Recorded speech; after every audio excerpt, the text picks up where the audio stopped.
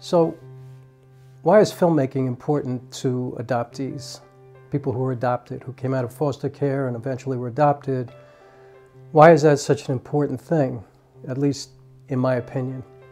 I think I've actually been thinking a lot about this lately because I'm working on a project that is very, very emotional and is bringing up a lot of old stuff from my life, making me kind of reflect upon my entire existence from like before I was born, you know, thinking about whatever happened that brought two people together who created me, and then I was born into like complete chaos. And I'm reflecting upon that all the way to this very moment in my life. And it just occurred to me that it's amazing that I wound up in this filmmaking space now, you know, coming here from theater. And what's interesting about that with regards to being adopted is that theater, I've always looked at theater as kind of a disposable art form. And I mean that in a good way. I mean, like, you know, it's live, we do the work. How can I explain it? I'll give you the best example I can give is my own personal experience. So I did a show once. It was an off-Broadway production of a play that I wrote called Broke Wide Open. And I performed for 5 months doing 8 shows a week. So I did 32 shows a month for 5 months, like over 150 performances. But the thing about those performances is that every single one was completely different. And I just mean energetically, you know, to sound kind of new agey, but you know, every performance is completely unique unto that night. It's the energy of the audience, it's my energy, whatever I'm feeling in my life at that point, whatever kind of experiences people are bringing to the theater and walking into that space with.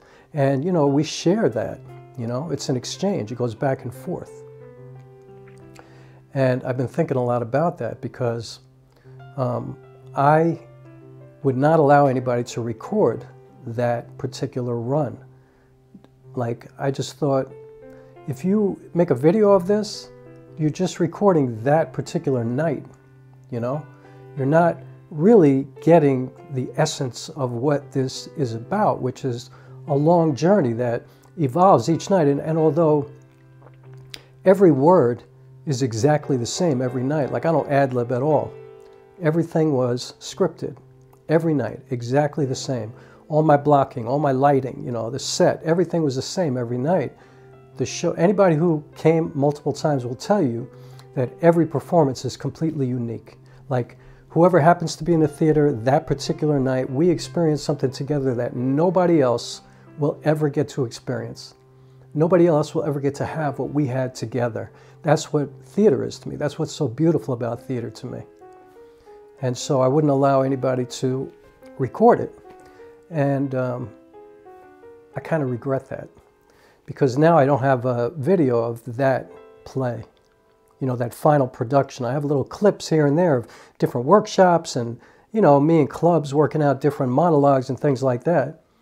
But I don't have that production, which was a beautiful, amazing production with a gigantic 25-foot mural behind me, and I'm working with a scaffold on wheels, and I'm dancing with it, and I'm hurling my body against a brick wall, and it's just crazy. I'm jumping off this 6-foot scaffold. I really wish it was recorded, but it's not. And I do have my second play documented. It's called Brooklyn Quartet, and we turned it into a mini-series. And I'm so grateful for that because, you know, when my life is finished, I'll have that, and people could look at that and go, oh, okay, that's what he did, you know? Like I have left some kind of legacy behind. And now in filmmaking, obviously, I'm creating work that can last forever, you know? Like, I don't have children, you know? I've kind of lived this life of an artist, and it's a very solitary existence, and in my case, at least. And so now I have stuff that's going to last forever. Why is that important? What's my point? Well, my point is that when I was a little kid, my father once said to me, "What are you afraid of?" I said, "What do you mean?" And, you know, I was like 5 years old. He goes, "What are your fears? What are you afraid of?" Because when I was little, I had a dream, I guess, that my pillow talked to me. And I didn't use a pillow until I was 18 years old again. Like, I carry a lot of anxiety in my body, and I think it comes from being separated at birth from my biological mother. I mean, I don't know that for sure. That's what I think. But anyway, I have a lot of anxiety that I've always had my whole life. And so, yeah, I didn't use a pillow for a long time. So my father, after this happened, because maybe I wasn't using a pillow anymore, he's like, "What are you afraid of?" And at 5 years old, I told him that I was afraid of being forgotten or being invisible, that people would just forget about me. Like, you know, I'd have experiences with people and then they would just come and go and then it'd be gone. And I just was afraid that I'd be one of these people who was just like taking up space in the world and not really contributing anything, you know, powerful enough where people would think that I was unforgettable. You know, that was my biggest fear. And so I think filmmaking is a great opportunity for somebody who might have those kind of feelings, you know, because adoptees, we have these feelings of disconnect, of, you know, not knowing where we come from or who we come from or where we come from, you know, like, you know, we don't really know our medical history in most cases, you know, what our people did. And, you know, it's kind of complicated too, because in many ways, like, who cares? You know what I mean? And that's what my new movie is about. Like, it's kind of a complex situation of wondering where you came from or who you came from, because I think sometimes we put too much importance on that, on these other people that were related to us by blood, and we want to know who they were and what they did and, you know, where they came from and, you know, what was amazing about them. How did they walk? You know, how did they talk? What did they look like? You know, and I think we put so much on that. And I know in my case, for many, many years, maybe for my whole life, it kind of took me away from thinking about myself, my life. You know, whether I'm an adoptee or not, I live in this world just like everybody else. I have the same opportunities to connect with people, to do things, to create a life. Instead of wondering like, oh, where's my biological mother, or where's my biological father, or what happened between the two of them, or, you know, studying and searching. And, you know, I just spent the last 15 years of my life, you know, dedicated to this with my art. And at the end of the day, you know, I don't know, I woke up one day and I was like, what am I leaving here? You know, what am I leaving here? And so this kind of ties into something else. I heard a podcast yesterday, and stay with me. I know I'm digressing a little bit, but it is connected. I heard a podcast, and I can't think of who it was right now, but I'll leave a link in the description. I'll put it here on the screen. The podcast was about somebody who didn't want to be good, they wanted to be great. And it really resonated with me because that's how I always have felt my whole life. Like, I never wanted to be good at anything. That was not my aspiration in any way, shape, or form. I wanted to be great. I wanted to be off the charts. You know, I wanted to be the best that anybody had ever seen, ever, in the history of the world. And I think it's because I was trying to be unforgettable, you know, because you can't really be the greatest or the best, you know, most of the time. You know, there are only a few people. And actually, you know, if you look at like the NBA, you know, I think there are 32 teams, I believe. I'm not even sure about that. There's only 15 players on each team. So think about that. There are 450 players in the NBA out of everybody in the whole world. That's the only people who got to that level, who are the best, the greatest. And think about that too. You might be a guy in the NBA who doesn't even play. You might be the last guy on the bench. Yet you are one of the elite, but you're not even good enough to play at that level. So you're not unforgettable. You're not Michael Jordan. You're not LeBron James. You're somebody at the end of the bench that nobody even knows your name. I didn't want to be like anybody else. I didn't want to be a part of the crowd. I wanted to stand out, always. I felt like I needed to. You know, I had this incredible desire and this energy that pushed me forward to work so hard all the time at everything I've ever done. But it had a lot of cost too, you know. It separated me from a lot of people. It caused a lot of misunderstanding of me, I think, too.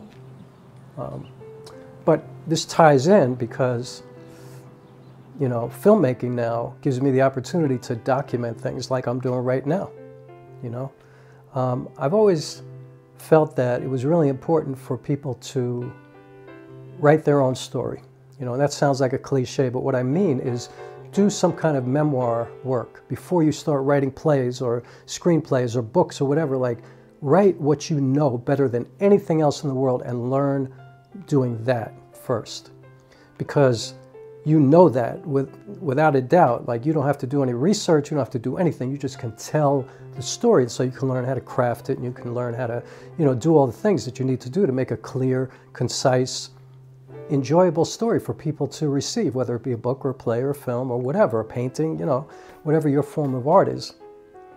And so that's what I've been doing for a long time. You know, I've you know, certainly written a lot of stuff that has nothing to do with me too, but most of my work and most of the work that has become kind of high profile, the most successful work that I've done has been based on my personal life. And so now that I'm in filmmaking, I'm documenting it, and it just, you know, the more I work in this space, the more I work in this kind of genre of art, it makes me think about people who are adopted, and I just wish for all of them that they have something in their life that they can document, that they can prove that they were here, you know, that to show that their existence mattered, that it meant something, that they can tangibly create something that will contribute to the world, that they can leave behind, even if only one person sees it, or, you know, if you become a celebrity, like from 1 to a billion of people who are going to see what you did or receive what you did, it doesn't matter. You know, what matters is that you did it and it's here. And, you know, in the case of filmmaking, it'll live for as long as people can watch movies, you know, for as long as the internet survives, or, you know, hard drives or film or whatever, you know, whatever way you're saving it, you know, whatever your format is, as long as that lasts, it's here, you know, beyond even children. It's forever. It's like I was here. I existed. I wasn't invisible, you know. This is something that people can refer to if they want to know who I was or what I was like, what I did, you know. Yeah, I think it's really important, and I'm grateful for the opportunity to be, you know, somebody who creates this kind of work, not only for reasons that are external to me, but internally too. I feel like I need to do this because I have been somebody who has always kind of felt invisible, disconnected.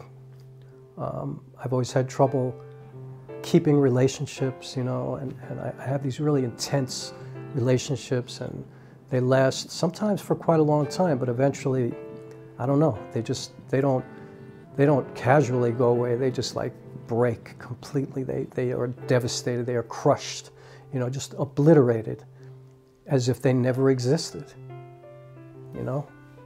And that's been something that's happened a lot in my life. And interesting how that little 5-year-old kid, that was kind of his greatest fear, to be invisible, to be forgotten, to, you know, turn into a ghost. And so filmmaking kind of saves me from that. Like, I can make it, and then I can look at it and go, there I am. I did that. That's what I look like. That's what I talk like. That's what I think about. That's my sensibility. That's what I want to share. That's my contribution. I was here. You know, I was born, and no matter what happened at my birth, and no matter what happened when I was fostered for a while before I was eventually adopted, no matter what, just like everybody else, just like anybody else, I'm here with the ability to choose to do things that affirm my life. And art is the greatest vehicle for that. You know, it's the greatest tool to, you know, like confirm that you are here, that you did a lot. You left yourself here. You used everything that you had for your whole life. And again, I never wanted to be good at anything. You know, good to me was like invisible. It was nothing. I wanted to be great. I wanted to be the best. I want people to come to a theater and see me on stage and go, oh, I ain't never seen no shit like that before in my life. That's what I want, you know. That's what I'm trying to achieve all the time. My filmmaking, I'm trying to get people to feel things that they've never felt before, you know. Now, I know that I'm not the best cinematographer, the best writer, the best actor, the best athlete, the best. I know that that's not the case. I want to be the best version of me. You know, I want to get every drop of myself out of my mind, body, and spirit until I die. And then I want to leave that here. And you know, so when people talk about me or think about me, they go, oh man, that dude right there, he did everything he could to do what he did. You know, like he worked really hard. He was committed. He was dedicated. You know, he gave it all. You know, he did not hold back.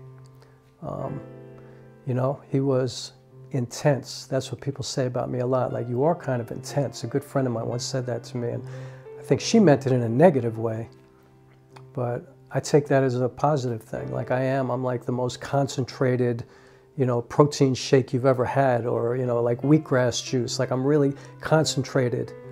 You know, there's nothing that's watering me down. I'm not diluted at all. Like, what you get is every drop of me all the time. And I'm not for everybody. You know, that's not for everybody, but nobody is for everybody. Right? So, filmmaking, I'm so grateful for it. So for those who care, I'm doing this on a Panasonic S5. I'm shooting with my Sigma 28-70 f2.8. And I just threw this up there real quick because I was thinking about it and I felt compelled to share this. And I'm actually in the middle of working on my film, and I'm going to get back to that now. But I hope that this was of value to somebody, and I hope if you're an adoptee and if you're looking for some kind of something that can confirm that you're here and that you can leave behind, and that is something that's tangible, that people can touch and see and receive, and you know, like, there's no question about it, like, there he is, or there she is, or there they are. If you want that, get a camera or use your phone, you know. This morning I told a good friend of mine to make a documentary about herself because she's just beginning working with a camera. And she's got the most amazing stories about her life. And I can tell that she's just dying to get her story down like that, because I think she wants the same kind of acknowledgement, and it's in a different way than me because she wasn't adopted. But see, we're all different, but we're all kind of the same too. But for me, it quells my anxiety. It really helps me to be able to see that I did something, you know, and that it's there forever, or for as long as society wants to receive art. And that's what I always wanted to be, an artist. That's what I've always been. And that keeps me from staying invisible and being forgotten. My biggest fears.